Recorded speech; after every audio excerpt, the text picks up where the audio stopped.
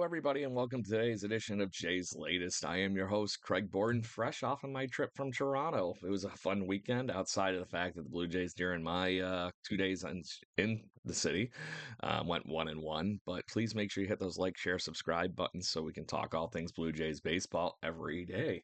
So, like I said, I had a nice trip, enjoyed the company of some great friends that I have up in Toronto, and had a wonderful time wandering around.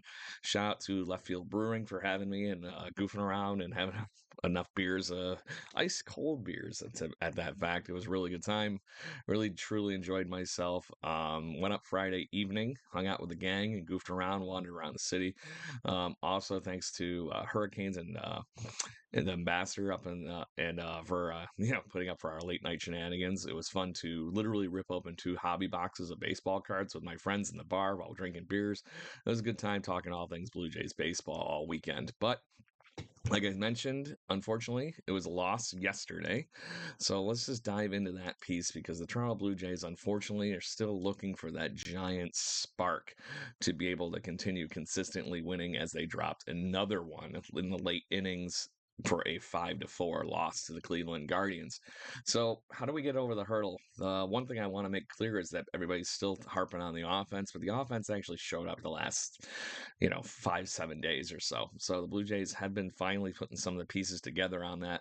There's only been one game that they actually only scored 3 runs over the last 6. So there's something possibly sparking on that part, but that big piece is not is eluded them. Nathan Lucas obviously coming up with the big hit the other night and things like that, but it'd be nice to put up a crooked number, give some of this pitching staff a break. But we did have a 5 for 2 or 2 for 5 performance, another Vladdy RBI yesterday, so it's been really good. And then if this is any telling, Andres Jimenez actually had 2 hits yesterday.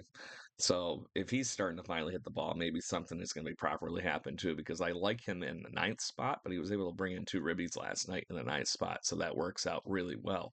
So, like I said, just really kind of waiting for that next thing to happen for the Blue Jays on the offensive side of things.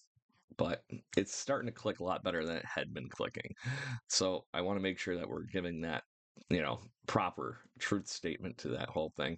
Bowden Francis was on the mound yesterday, and it was a decent outing, but it's the same thing as his last couple. Just a few wonky innings. I don't agree with him only being pulled at 79 pitches, even after giving the 4 earned runs. And we're going to get to the why, because I just don't see why taking him out at the time. I know could have went off the wheels more, but this is a team that desperately needs some you know wonderful breaks in their bullpen to be able to catch back up, because it has been rough in the bullpen.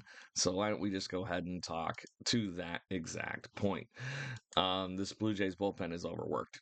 And it's because they've been having to make up so many innings over the late. They've been still doing a pretty good job for the most part, but it just seems like there's one inning, one thing here that somebody gets left out to dry. Like we saw Jimmy Garcia unfortunately suffer from the overuse the other night and coughed up a grand slam to a gentleman I didn't even know before he hit 2 home runs in that game the other night.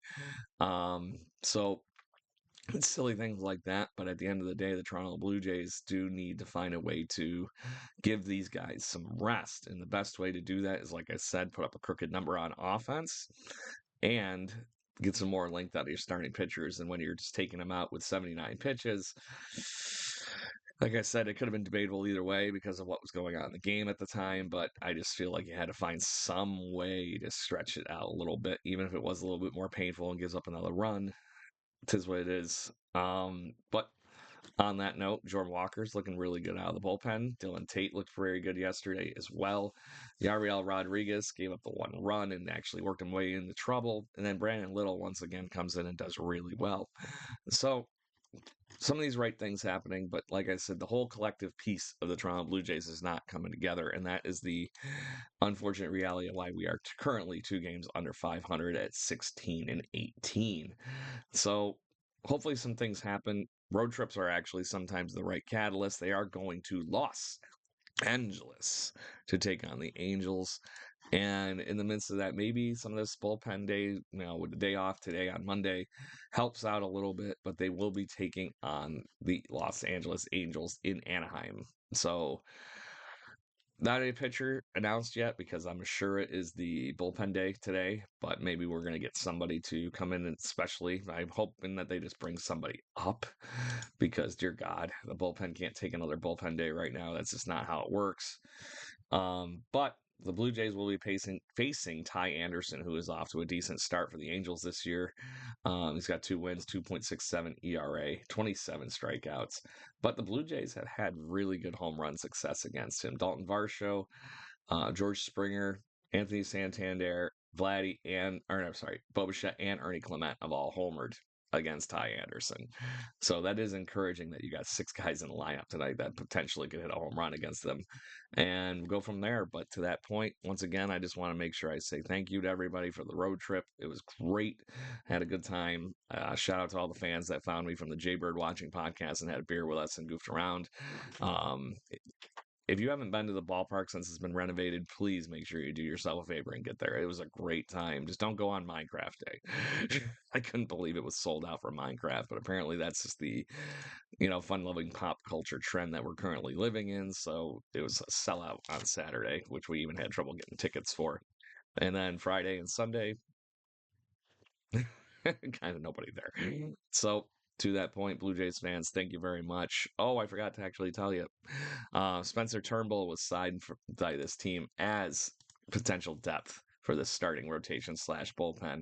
I do think that this is a heck of a deal. Spencer Turnbull has been very good, and we should be able to leverage some innings from him. I'm bringing up the stats, but the $2 million deal that we signed with him is going to be very beneficial to this team. Yeah, last year he had a 2.65 ERA, 58 strikeouts, and just looked great for the Phillies.